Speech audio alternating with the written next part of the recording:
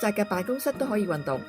辦公室健身術系列教你企喺度、坐喺度，每日用零碎時間，從頭到腳活動一下，返完一日工都唔會變成僵屍。肩關節係全身互動得最大嘅關節，所以手臂能夠做大幅度嘅動作。位於表層嘅外部肌肉，例如肩膊、三角肌、背肌、手臂嘅三頭肌同二頭肌，當中亦都需要一啲肌肉喺深層部位發揮穩定作用。其中就有肩袖肌群，控制住肩關節嘅精細動作。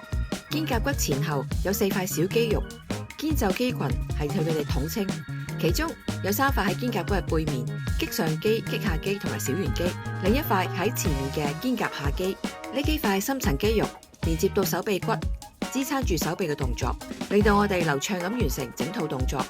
如果肩袖肌群變得僵硬，好容易導致有肩周炎或者三角肌周圍疼痛，更加會減少手臂活動嘅幅度。呢4塊深層肌肉各有唔同嘅功能。今次先針對肩外旋嘅活動，活化棘下肌同小圓肌。